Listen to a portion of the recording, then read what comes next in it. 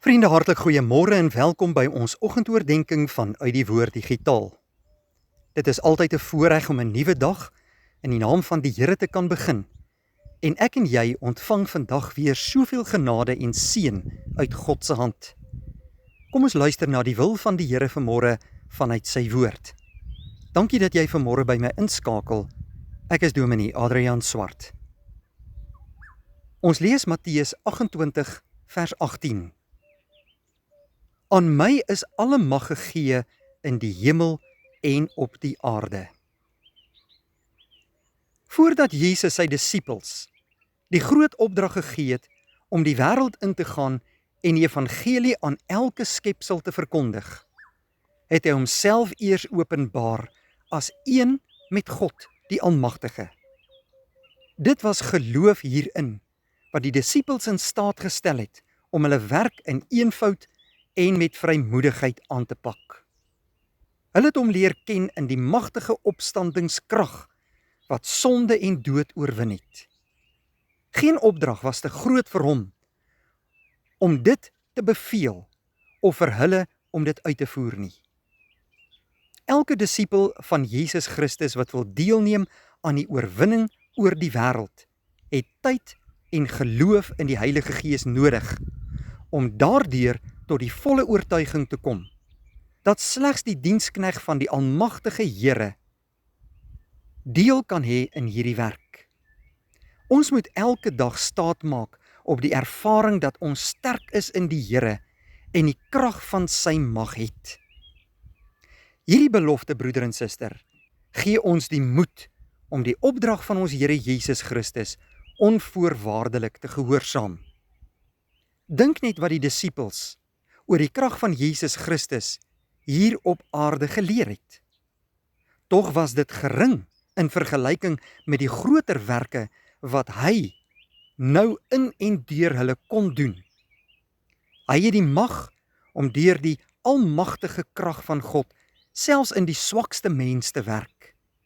Hy het selfs die krag om hulle skynbare swakhede te gebruik om sy wil te laat geskied. Hy het die mag oor elke vyand en elke mens se hart, oor elke probleem, ja ook oor elke gevaar. Ons moet onthou, broeder en suster, om nooit hierdie krag as ons eie te ervaar nie.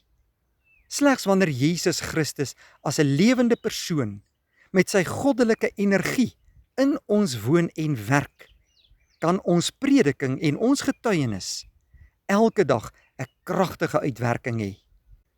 Toe Jesus vir Paulus gesê het, my krag kom juis tot volle werking wanneer jy swak is, kon hy sê wat hy nog nooit tevore leer sê het nie.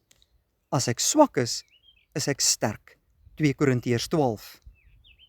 Die disipel van Christus wat verstaan dat al die krag aan hom toe vertrou is en dat hy dit voortdurend van God moet ontvang, sal die behoefte aan en die krag van hierdie kosbare belofte ervaar.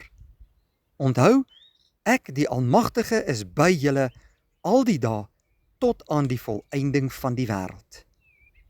Kom ons volg Jesus Christus na met gelowige harte.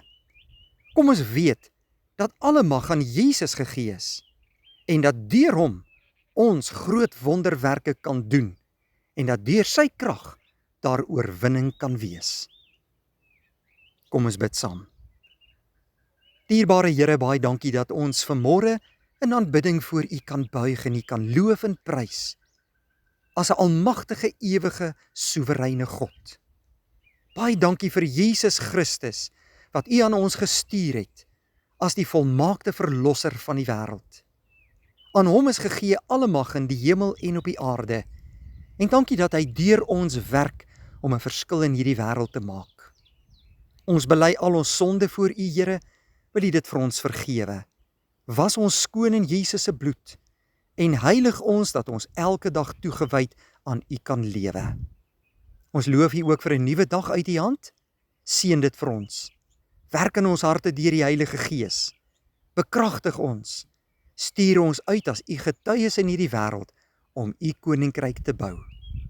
Ons vra dit alles, Here, nie omdat ons dit verdien nie, maar in Jesus Christus se naam alleen. Amen. Baie dankie vriende, 'n mooi dag vir u.